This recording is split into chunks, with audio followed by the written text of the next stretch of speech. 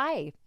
You might recognize this episode's guest, Savannah Guthrie, as co-host of the Today Show.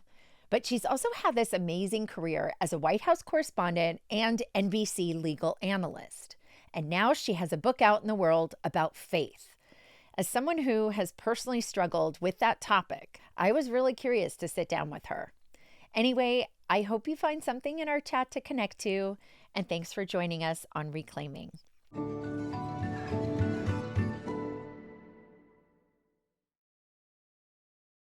I was thinking about how you've been a really important part. Oh, it's going to make me emotional. You've been an important part of my reclaiming journey because in the last decade, there were just a number of things that in order to move forward, I had to kind of put on my big girl pants and go on live TV, which is as scary as it seems. And you helped me. And so not that other, journalists with whom I've sat before aren't great, but there's just been something really special about you. And I've just really appreciated, that you created a safe space. I knew they weren't going to be gotcha questions, and also want to make clear you have absolute journalistic integrity. Yeah, but you've created this safe space. And so it's been really meaningful to me. So thank you for coming on here. Well, it is one of the joys of life that we get to be friends. Mm-hmm. And we have made a friendship over these past years. I think I tried to date you first. No, I just remember seeing years and years ago when you at long last sat for a documentary and we got to hear you. Mm-hmm. And I remember being so blown away by your intelligence, your grace, your thoughtfulness, your wisdom. And I just was captivated by you. And I didn't know you personally at all. And I wanted to reach out to you. I wasn't trying to book you or any other thing. I just was like, I have to write her and tell her how much I admire her. And so I think that was the first time that I reached out to you. And then years later, we've had a chance to do interviews, and I'm so glad that I've gotten to know you, and you're exactly who I thought you were. Oh, thank you. Thanks. I think our friendship, I've gotten to know Mike a bit, your husband, and your adorable kids, Charlie and Vale. Yes, you've been to my house. Exactly, which is fabulous. And then I think one of the ways our friendship really blossomed too was at the Vanity Fair Oscar parties. Oh yeah, when we both were hobbling around because we couldn't stand in our shoes. Exactly, because 9 hours in heels will do that to you. And I was thinking about, because we also go hunting for the In-N-Out burgers there. Of course. And if we had been in LA doing this interview, I would have brought you an In-N-Out burger. Oh, I would have loved that in honor. I know I think you and we both feel we get to go to that Vanity Fair party and it's so fun. I feel like Forrest Gump. Like, what am I doing here? How am I somehow in this situation? But it's really fun. And then it's fun when you see someone that's like your real friend and you can just go pal around. And right. I think we look like sometimes we just lose Mike. We don't know where he is. He's like, I'm with Monica now, so bye. Fend for yourself. You'll see us over by where they're handing out the In-N-Out burgers. Exactly. But one of the things that was so shocking to me about getting ready for this interview is I came across this quote of yours. Ooh, always frightening. I loved DC. I loved politics. And I had even lived in a Georgetown dorm while interning in Washington. Is this true? Yes. Where were you an intern? Oh my gosh, I can't believe this is you're making me laugh. Yes, I was an intern on Capitol Hill in the summer of 1992 for Senator Dennis DeConcini of the great state of Arizona, where I'm from. It was, I loved being there. It was just, I was always interested in news and politics. So to be there and run around with all the other interns and have fun and get into a little trouble. Not like my trouble. Well, okay, but you know what? Maybe that's why I always, you can find trouble. Okay. Or trouble might find you. Anyway, so yeah, I did it and I loved it. It was really fun. And then I years later came back to Washington and went to law school there. Yeah. And then that was really, once I went to Georgetown and then I stayed on the East Coast. So I haven't lived out West where I grew up in decades now. That was Wow. the start. Okay. It is an incredible city for young people. Yeah. I think it gets a bad rap for the older people there and Yes. the politics, Yes. but it's sort of that really interesting mix, I think, of like, what's the right way to phrase it? It's sort of like youth stepping into the real world in the way that when you go to college, it's that first experience of, oh, I'm an adult now.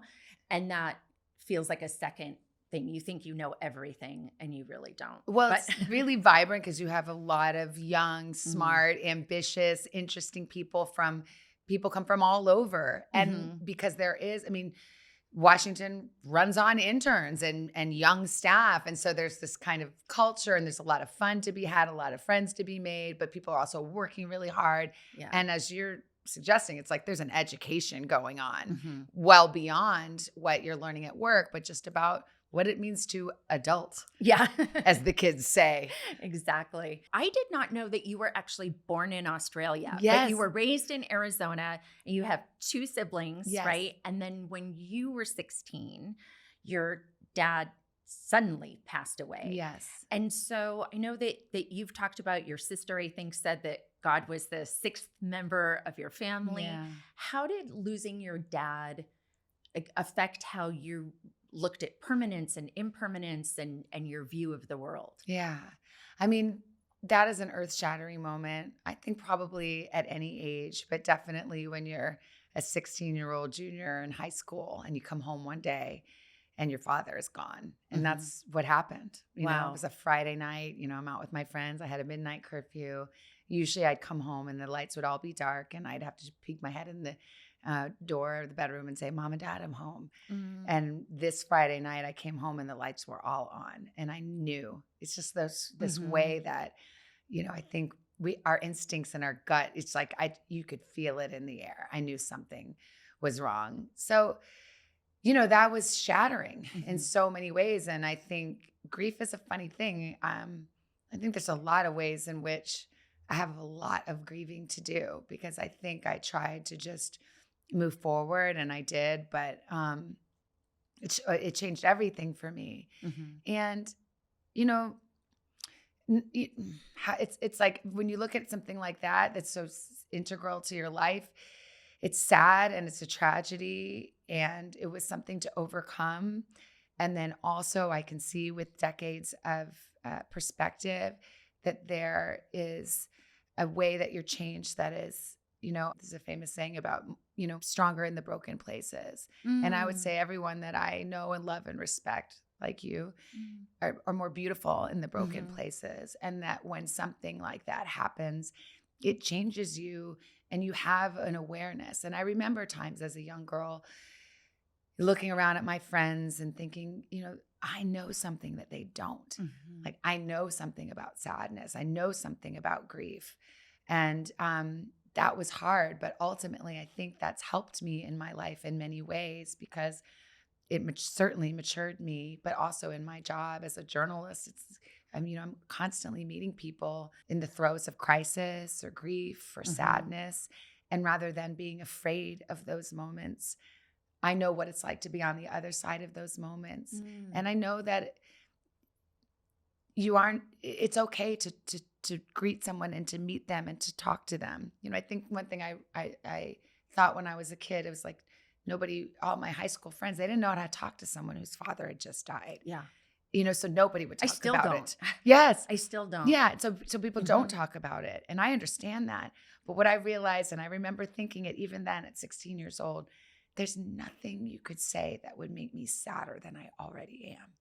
So go ahead and say it. Go ahead and say, hey, I'm thinking about you, or I hope you're okay. I remember one girlfriend, maybe a year or two later, said to me, you know, Savannah, I just wanted you to know that I really remember your dad. And I remember coming in and he would always make jokes and made me laugh. And I just, you know, I think about him a lot. And I just wanted you to know that.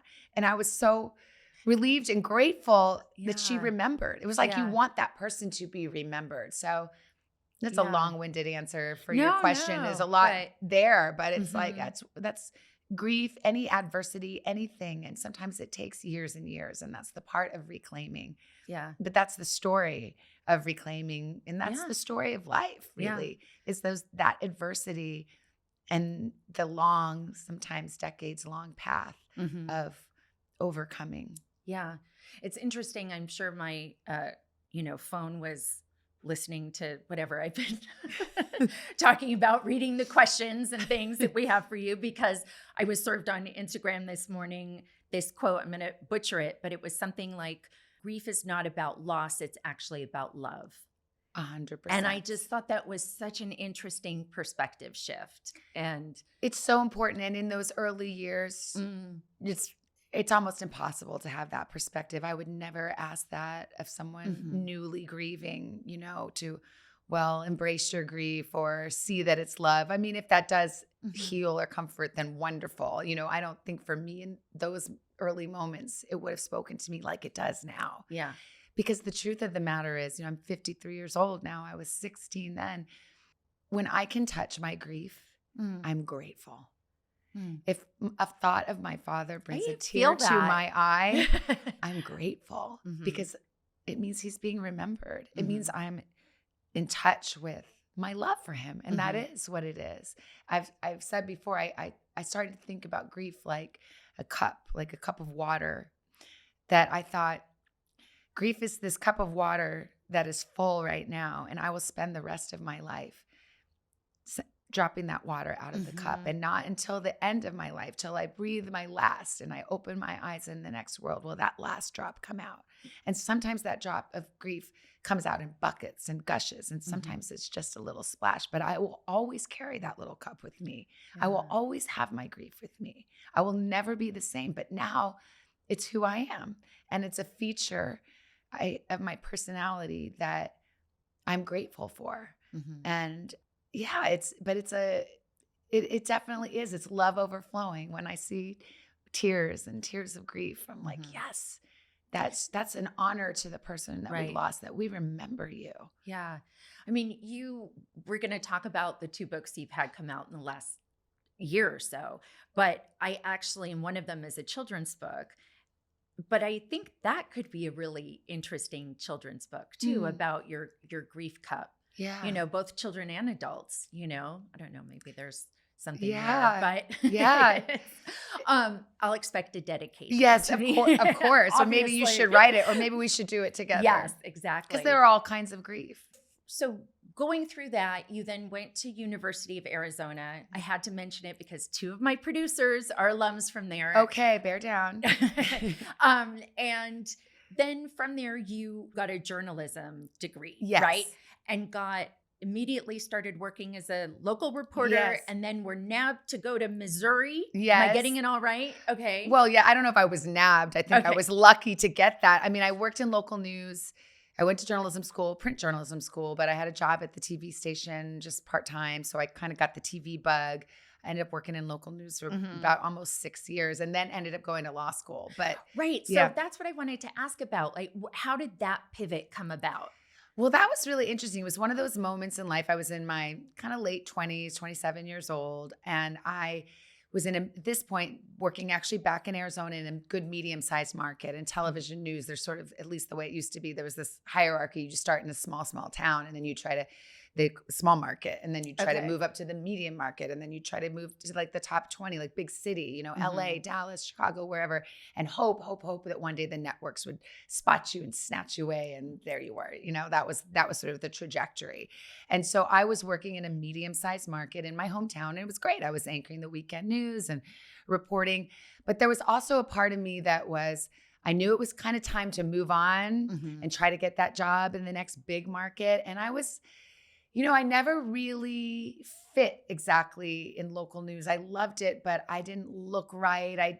I don't know. I thought I was really afraid I'm not going to be able to get that next big job. So there was a part of me that didn't even want to try. Like, I just couldn't bear the thought of sending out all my tapes and getting all that rejection again. So simultaneously, I'd covered a lot of court cases. So I thought, you know what? And this was the heyday of court TV. Yeah. It was before OJ, but after the Menendez brothers, or maybe it was during OJ. It was around that time. It was court television was a big thing. So I kind of had this idea. So I decided to take the LSAT, and I thought, you know what? I'll have these scores are good for 3 years. I'll just have this in my back pocket. And when my contract's up, if I can't get that next big job, maybe I'll just go to law school and do something different. And the crazy thing happened. I'll try to make it quick. No. But the bottom line is I took the LSAT. I let all the deadlines for law schools apply. I wasn't going to apply that year. I still was under contract at my local station.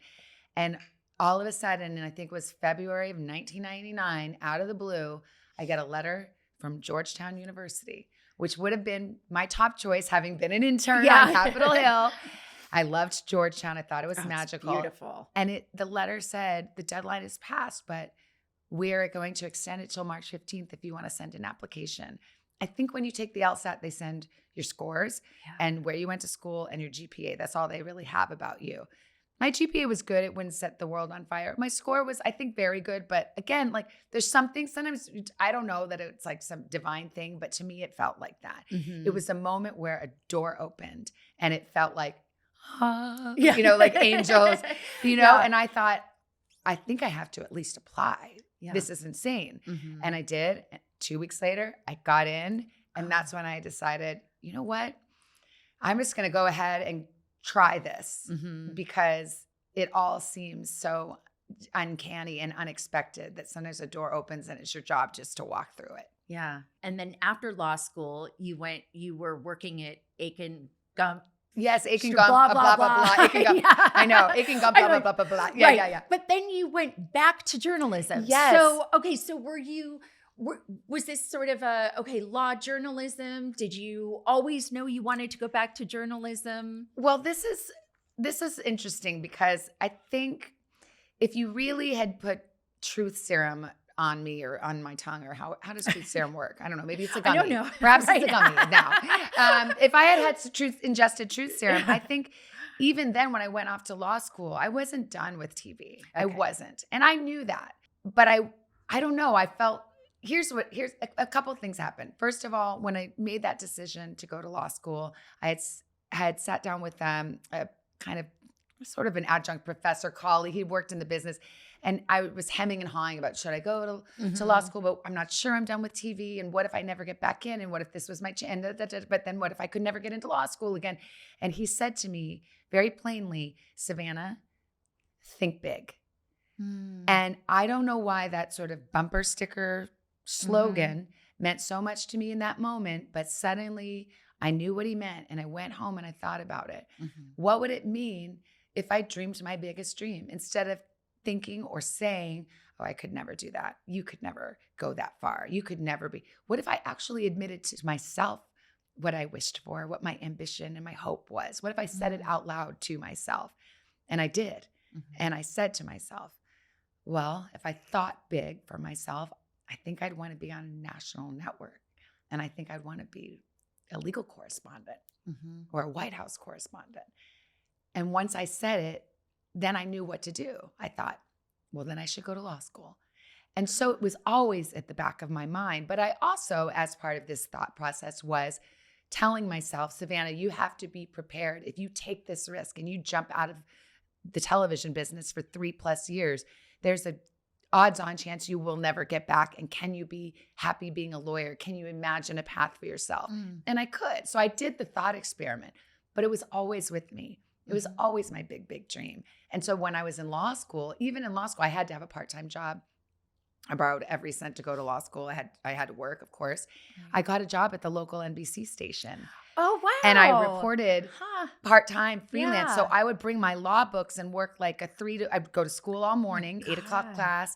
I'd have all this, 100 pages of reading every night. I'd go work the 3 to 11 shift at the local NBC station. I'd be reading my books in between waiting for my live shot and then get up the next morning and do it all again. Wow. And so there came a time I passed the bar. I had a clerkship lined up with a federal judge. I mean, my path was set. And that dream started knocking on my door again. I mean, I don't think it ever left, but I just realized if I don't do this now, I'm never going to have the guts again. I'm not married. I don't have any kids. I have a little money saved because I had gotten the law firm job. So I was like, oh, I could just freelance a little bit and try to make something happen. And so that's what I did. I quit the clerkship before I ever went in, which was very scandalous and Wow. controversial. I Any bet. lawyers listening know that you don't say no to a federal judge, and you certainly don't say no after you've already said yes and you're supposed to come work in a month. Wow. And so the judge was amazingly kind about it, but that was very, very, what's unorthodox. Mm-hmm. But I did it, and I didn't get a job right away. I had nothing. But things started to happen, and I ended up getting a job at Court TV, which was perfect because they wanted all of their on-air talent are attorneys, and they wanted you to know how to be on television. They didn't want people who didn't know how to put a package together, who didn't know how to report a story live on scene, And so I could do both of those things. So suddenly this perfect job for me just kind of fell into my lap. Well, I mean, it didn't fall in my lap. I went looking for it, but it was the right time. I absolutely love that think big thought experiment. Of course, the body part of me is thinking all sorts of other things. But me too. We won't go there. No, But that's for drinks. So yes. for drinks. No, but I do love that idea. And I think it's interesting because my stomach sort of clenched a little when you were talking about that. And I thought that's something I'm kind of afraid to do, I think. And so. Well, see, that's really interesting. And I think that's why even though it sounds simple, it can be very profound. And I still have to remind myself to do that. But the big lesson, I think, and I always share this actually when I speak to interns or young people, young producers, I always say, you don't even have to, don't tell me. In fact, don't. Don't tell your mom. In fact, it'd be obnoxious. You think you're the next Oprah? Keep it to yourself, okay? But don't keep it from yourself. Right. Dream your biggest dream, whatever it may be, whether it's personal, whether it's professional. At least tell the truth to yourself, because when you do, it's very clarifying in terms of the different opportunities that come your way. So I tell, people starting off in this business, if you know where it is at least you wish, hope, and dream you are going, specifically when you're presented with a choice. Okay, should I take that internship at the big network in New York City, or should I take that job that's behind the scenes, but it's a real job at the local station in the small town? Well, where are you trying to go, and which one relates more to the thing where you want to go? And by the way, your think big can change over the years, and thinking it doesn't mean it will happen, but it means that I joke about it. I'm like, don't you trample your dreams. Right. The world will do that for you. But like you should at least be able to say, this is what I just love that. I believe. This is what I hope. This is my biggest dream for myself. Yeah. Whisper it if you must to yourself. Right. But at least know, don't be afraid. Don't settle. Don't settle in your own mind. Who cares if you're disappointed? You think you're not going to be disappointed anyway? You think you don't know? Of course you do. But if you say it and dream it and believe it and think I could, then next time that thing comes around that seems like it's going in the general direction of that secret dream you have, then you'll know, well, let me just step out in that general direction and see where it takes me. Yeah. Great advice. I think I was mentioning before, in the last year or so, you wrote these 2 books, and I'm going to look at my notes so I get them right, because they're similar in. They're long, wordy titles. I'll tell you. One is mainly, you tell me. Oh, the first book is called Mostly What God Does. Okay. And the second book is called Mostly What God Does Is Love You. Okay. So it completes the sentence. Got it. Okay. Got it. Well, I love the book. Both of them. I've read both. Oh. And so, but it was interesting because it got me thinking about my own faith and how I was raised Jewish and went to Sunday school and then Hebrew school in preparation for a bat mitzvah, and then didn't have a bat mitzvah. And so kind of a year or so later, I skipped the high holidays. And a few weeks after that, my parents told us they were getting divorced. So I was 14.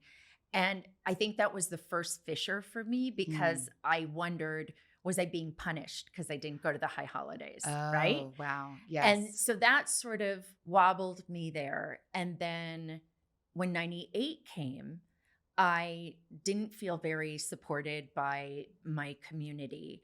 And I really sort of came to believe fervently that God hated me. And so I believed that for a long time. And I think I slowly found my way back and reclaimed a sense of faith through spirituality and science and kind of a big universal energy that's out there. But I just, where did your sense of faith come from?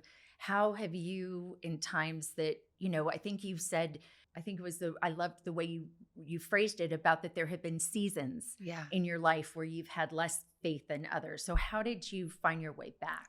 Well, I can relate to everything you said. And I think probably most people listening can, whether you have a lot of faith or not, whether you believe in God or not. I think there is this way in which, whether we put voice to it or whatever labels we use to it, human hearts are very attuned to this feeling that there is some force that we call God. And many, many times as humans, we feel not the love of God, but we feel the judgment of God, particularly when life is hard and we face adversity of all kind. And sometimes it's hard. It can be hard to believe when you just look around the world in general and you see suffering and injustice. You just, for me, I think I wrote about this in the book. It's like, for whatever reason, I grew up in the church, and for whatever reason, believing that there is a God was never my personal crucible of faith. Believing that there was a God that was good and well-intentioned toward me, who loved me and loved this world. Well, there have been moments where I've had my doubts. And what I've come to realize more from doing things wrong than ever doing anything right is that God loves me and you and every human heart. That is an unassailable fact. And it has nothing to do with what I do or what you do, what I say, what you say.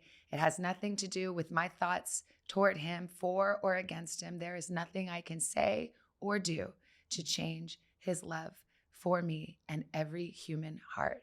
And that is what I wanted to write about.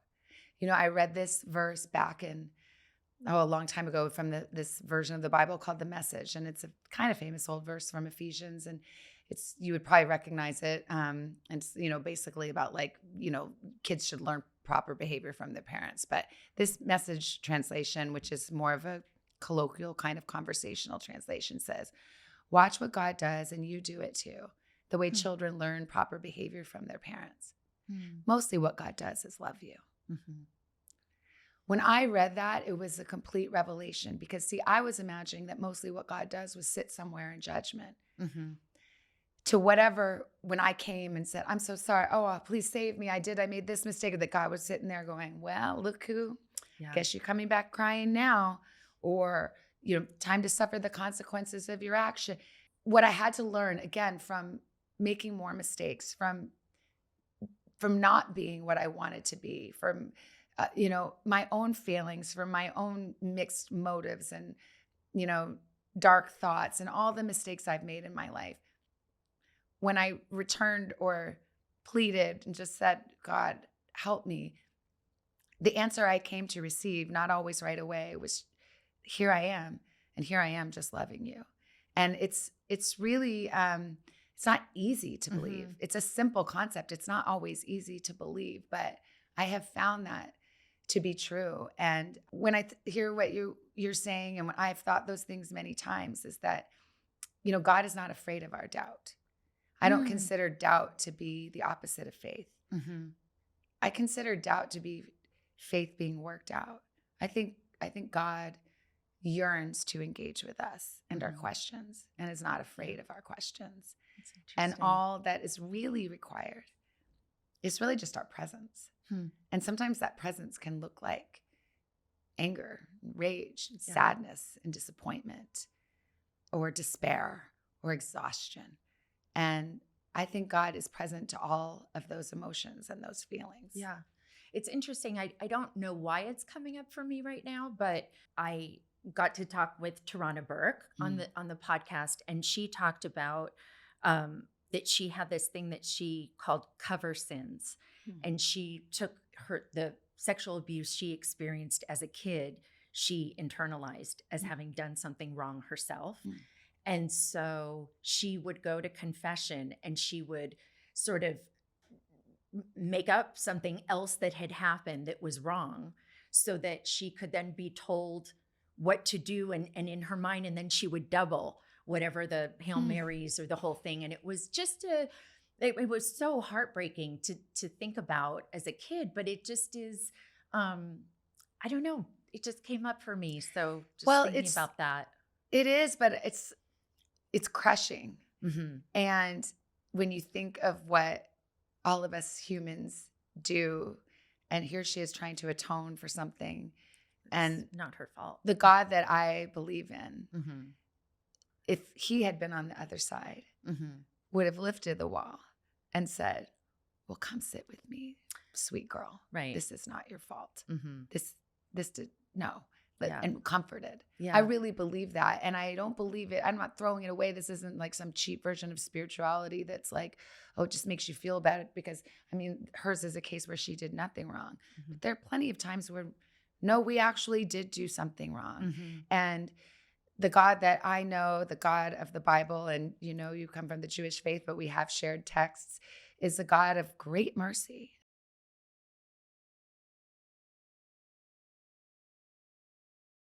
I think one of the things that was really interesting to me in your book, so that I don't know that this was anything you were looking to kind of showcase, but in maybe essay 2 or 3, you talk about the disclaimer in the book that that there were certain things that you were going to mention, but you weren't going to get into depth, and the reader just needed to accept that. You know, like an example was like a bajillion other people you were married and divorced before Mike. Okay. So, and then throughout the book, in the different essays, you kind of will touch on something. You go, disclaimer, you know, remember the disclaimer. So I am constantly working on boundaries. And I just was so curious around how you set that boundary for yourself. Was there pushback from the publisher? You're so smart and intuitive and interesting. You're the first person, and I've done a lot of interviews about these books. You're the first person who really noticed that. And of course, it's the one thing I didn't ever want to talk about. No, but I'm teasing you, and I'm happy to talk about it because it's so interesting. The disclaimer was basically like, look, if you think you're going to write about faith and try to certainly not answer, but discuss some of these hardest questions, this isn't, despite the fact that the picture I've just drawn, I did not want to, I'm not writing a whitewash. This isn't there's some, I've tried to at least talk about some of the hardest subjects there are, about loss and about injustice. And I try to take on all those things and just examine them and reflect on them, certainly not solve them. But I wrote in this disclaimer, you're probably thinking, what the heck do you know about any of this? I've already established that I'm not a theologian. I went to vacation Bible school sometimes. You know, I don't know. I'm just a lay person, so take it with a grain. But also, you know, you might be wondering, it seems like you right now have it all kind of going for you. You know, you're married, you got these 2 kids, you got this great job, you know, like what problems do you have? So I wanted to just say, like, you know what? I have experienced adversity. But I don't really want to tell you about the depths of that. And because some of it was just too personal and too embarrassing, which I basically said. But I put some stuff in there that is embarrassing to me, journal entries that are just, you know, so sad and pathetic and cringy and personal. But I set that boundary because I felt like it needed to be said. You know, maybe it's a journalist in me, but I'm like, what's your credential? You know, what's your suffering credential? Do you really have any? And I wanted to say, yeah, I do. I don't think there's a hierarchy of pain. I'm not going to say who had it worse. And if we did, I wouldn't even be in the top, you know, but I have had my moments and I have had my sadnesses. And I even wrote in the book, now don't drive yourself crazy sitting there trying to imagine what it might be. Oh, did this or that thing happen in college? Right. Did this or that? It's like, look, some things happened. And when I'm writing about them, this isn't in a vacuum, but I don't want to go there. I think I said, it was like, you know what? I'm down here. My feet are burning on the pavement. I just don't want to tell you like why the pavement was so hot or how many blisters I had on my feet. Right. I don't want to give you the gory details, but I do want to share with you. And I understand that you might have these questions and maybe this won't be enough for you, but I just felt like I had to. And it's so funny because when I was writing this book, I remember I actually got a massage Mm. and I was like laying there and thinking about, do I have to talk about this? Do I have to talk about that? And I just had this whole reverie. I don't want to talk about that. For example, I don't want to talk about getting divorced. It was horrible and sad and it broke my heart. And it took me years to recover. And I'm not blaming anyone, but I don't really want to get into it, you know? And then so I wrote this whole thing in my mind and then I was like, could I really write this? And then I wrote it and I was like, I'm sending it off. Yeah. And you know what? I never did get any pushback. That's great. Yeah. No, it was such a revelation. And I think also so important as a woman, you know, that there's this sense of, well, first it's interesting because we tend to, in our friendships, we bond over sharing. Yes. Right? But this idea of public, private, that you're allowed to have a boundary. Yeah. And it was just really eye-opening for me and I loved it. It's crazy because I think that you and pretty much everyone I ever did an interview with and sat down with respected that boundary. And I appreciate that, you know, and I don't take that for granted. I'm so glad that you brought it up because it is really interesting. No, it was nobody was like, well, what was it though? Yeah. What was the thing that you didn't, you know? No one asked me that. Yeah. Which is good because I didn't, it's funny that you use the word share because, you know, at the end of the book, I write about purpose and you know, the purpose that I felt just in general in this very, very broadest sense was to share, you know, share materially, trying to do my best that way, share, give away, but also share my heart, share, be open, share, be vulnerable. And you feel that. I'm trying, but it's hard. Well, I don't know, at least for one person, I felt all of that. And even if the subject matter, I mean, I would not have picked up this book had you not been the author. So that's just not where I go. More Regency or romance novels, but you know, but I loved it and connected. And I was so curious too about with the children's book, like you and Mike's Jewish, you and Mike have an interfaith family. And so what's that like for you? And did those experiences sort of lead you to want to do the children's book? Well, it's interesting. I mean, just like the brass tacks when I did when I made the deal with the publisher to do the what I call the grown-up book, because adult book sounds weird in this context. But the grown-up book, okay, the main book, they wanted to do a second book and mention a children's book, which I would have said no. I actually wrote a couple of children's books before, but it's so different. They were like characters. It was about princesses. But I was like, you know what? I think I could take these same themes and make it a children's book that's really simple and I hope beautiful, and that would be meaningful, not just to little kids, as a way to kind of give God some airtime and bring God into the conversation. Kids have amazing questions and they have this intuitive sense about matters of the spirit, you know, and soul, which is amazing. So it was that I had a vision of how these things go together. But with Mike and I mean, this was something that we talked about a lot when we were dating. And by the way, we dated for 5.5 years. Wait for it, because a lot of reason, and we both had commitment issues for our own reasons. You know, I met him very soon after getting separated and divorced. So I was like, here's what's never going to happen. You know, I can't have a boyfriend. I don't want to. So it took a long, long time. But we talked about it because of our differing faiths and because my faith is so important to me. All I know is that I'm trying to have integrity in my faith with my children and in my family. And Mike is there with me, allowing me to do that. And also keeping the integrity of his faith and his traditions and what they want to learn. And God is very much, as my sister said, the 6th member of the family I grew up in. I'm trying to make God the 5th member of our little family. I want to teach them about the God that I know. They're little. I'm not conducting a religious seminar, you know, a studies seminar where we're like, here are the great religions of the world. I'm going to teach them the faith that I know as I know it. We say our prayers and we go to church, and they're going to learn about his faith too. And there will come a time where they may or may not see a conflict there. Every person who grows up in a faith comes to a point where they make their own choice. And I'm okay with that. And I believe when they're little, I give them the building blocks. I introduce them to this God that I know, and I trust God to take it from there. It's amazing. It's sort of, I mean, I think about so many of the traditions I had as a kid were connected to being Jewish. Yeah. And so and a lot of those memories in that way. But talking about integrity, and I do think you have so much integrity in your work too. And I imagine, sort of, unless you're a Fox News reporter, you have to keep your political views to yourself. How have you sort of straddled, or do you feel you've had to do that? I think you've had to do that in your work with your faith and religion, because I feel like I don't see you talking about that a lot. But I'm not out there to proselytize. Right. And I've certainly talked a lot about it in the book, and we launched it on the show. And the show has been wonderful and supportive about that. But yes, I mean, this book is not to proselytize, other than I hope it's appealing, but that's for it's, again, gently appealing. And then certainly as journalists, that's the job, unless you work for an outlet where you're supposed to express your opinion, and then fine. And everybody knows what that is, and that's okay.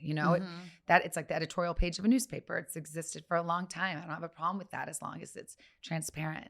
It's interesting in our world now that there will be probably people listening right now who might say, oh, well, she isn't dispassionate at all. She isn't, So that's the interesting thing. Bias is really in the eye of the beholder. Yeah. All I can tell you is what I try to do, which is to be straightforward, to be accurate, to be fair, to be precise. Mm-hmm. We used to say like it's down the middle, but it's not really. It's more nuanced than that. It's not like you don't. There is no down the middle. It's not down the middle. It's not like you do a story and you say, some say the sun came up this morning. Mm-hmm. Others say it didn't.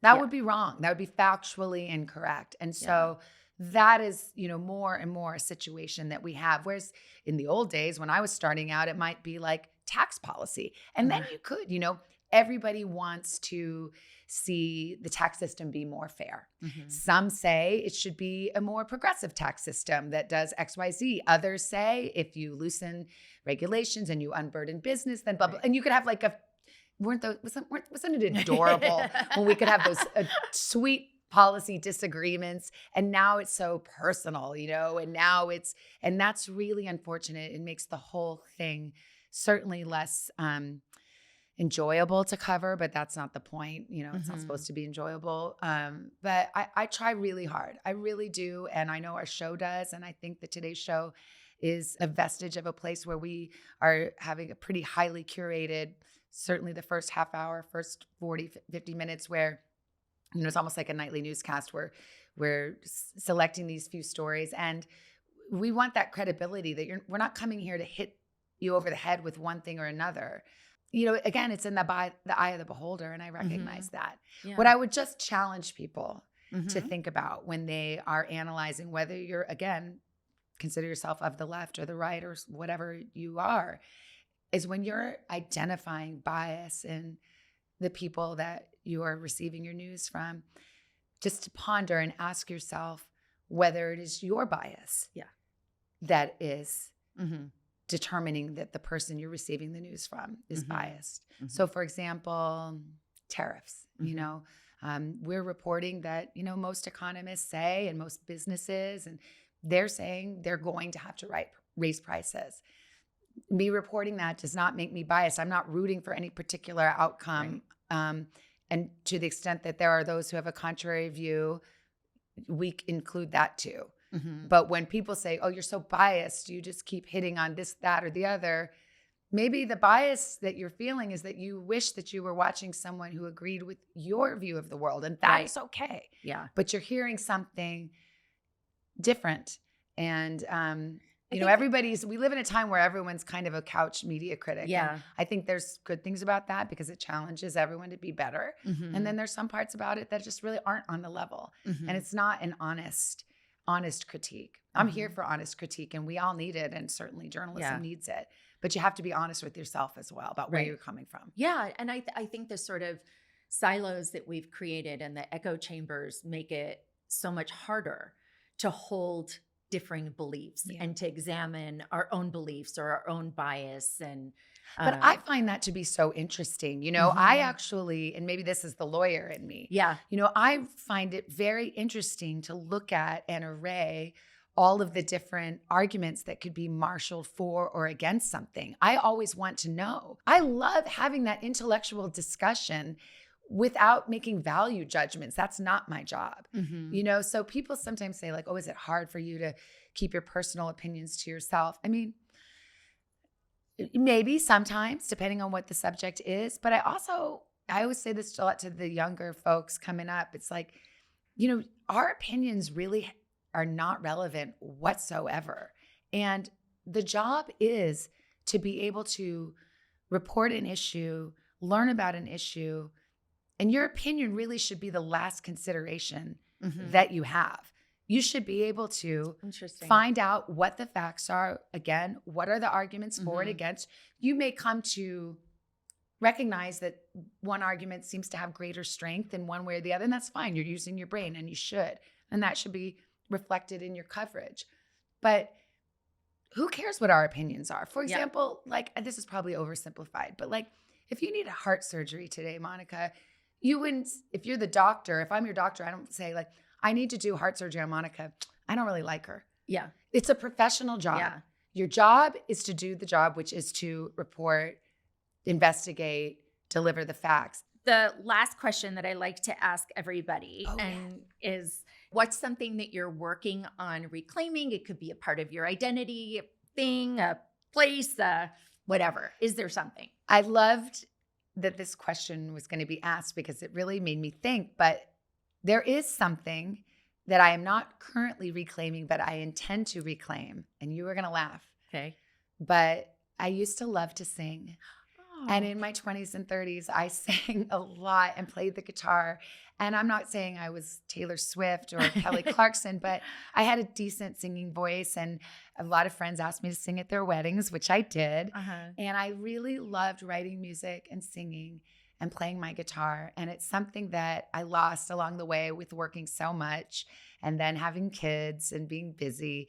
And then also the fact that I am 53 and my voice is so scratchy now, I don't know what to do about it. So if I do start singing again, I'll sound like Stevie Nicks if I'm lucky, you know? And, but I think having kind of the courage to pick up my guitar and try to figure it out and sing a little bit is something I'd very much like to reclaim. I love that. It would only be for me. I'm not going on a coffee house tour, but something that I could do on my couch alone, like I did so many years in my 20s and 30s. That's amazing. I did not play the guitar, but I used to sing too. So maybe we'll find one of those like local choir, you know, they do the group. Or just come over, I'll get the guitar, we'll sit on the porch and we'll just have our own little concert. I love it. What was one of your favorite songs to sing? Well, I don't know about favorite song to sing, but I sang at my dad and stepmom's wedding. Wow, I didn't know this about you. Yes, from Phantom of the Opera. I'm forgetting the name of the song. And I actually, when I was in 4th grade, I sang Somewhere Over the Rainbow as a solo in this Buckley Broadway summer thing. Wow. So you were a real singer. Well, you're singing Phantom of the Opera. That's real singing. I was more of like the folky. All I Ask of You. That was the song. Yeah. So if we can play it, that could be our play out song. Savannah, thank you so much for this time. This was so meaningful. Oh, I love being with you. Ditto. Usually it's the other way around, but can I say you're an amazing interviewer? And it was so easy to be with you. Oh, good. Thank you. I love you very, very much, and I'm proud of you. Thanks. I love you too. Oh, thanks, honey.